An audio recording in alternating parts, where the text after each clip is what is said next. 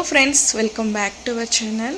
ఈరోజు అయితే నేను తెలంగాణ స్టైల్లో గోంగూర పచ్చడి ఏ విధంగా ప్రిపేర్ చేసుకోవాలనేసి మీకు షేర్ చేయబోతున్నాను. చూడండి ఫ్రెండ్స్, ఇక్కడ స్టవ్ వెలిగించుకొని ఒక ప్యాన్ పెట్టుకొని గోంగూరని వేయించుకోవాలి. ఫస్ట్ అయితే చాలా సింపుల్ అండ్ ఈజీగా 5 మినిట్స్లో చేసుకోవచ్చు అండి. 5-10 మినిట్స్లో ట్రై చేయండి ఒకసారి. చాలామందికి తెలిసి ఉండొచ్చు, బట్ తెలియని వాళ్ళకి యూజ్ అవుతుంది కదా అనేసి షేర్ చేస్తున్నాను.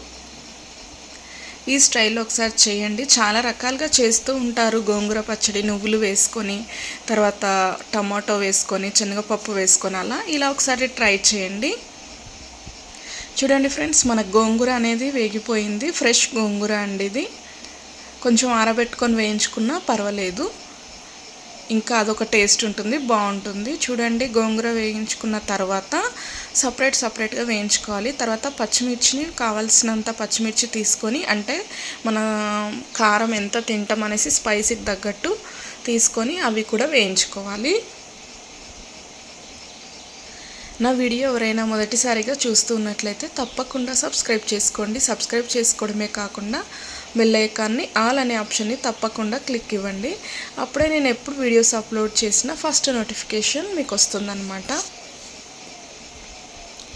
పచ్చిమిర్చి వేయించుకున్న తర్వాత అదే ప్యాన్లో కొద్దిగా మెంతులు, జీలకర్ర 2 కలిపి వేయించుకోవాలి.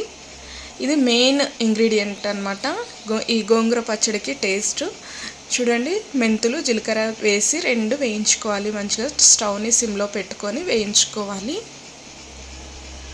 అంతే అండి.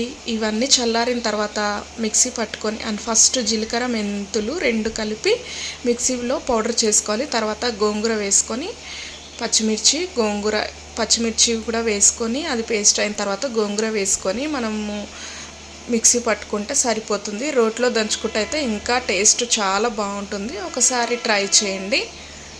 చూడండి, తర్వాత పోపు పెట్టేసుకోవాలి. వెల్లుల్లి రెబ్బలు, కరివేపాకు, ఎండుమిర్చి, జీలకర్ర, ఆవాలు, తర్వాత మినప్పప్పు, శనగపప్పు ఇవన్నీ వేసుకొని కొద్దిగా ఇంగువ పౌడర్ కూడా వేసుకొని పోపు పెట్టుకుంటే రుచికరమైన గోంగూర పచ్చడి రెడీ.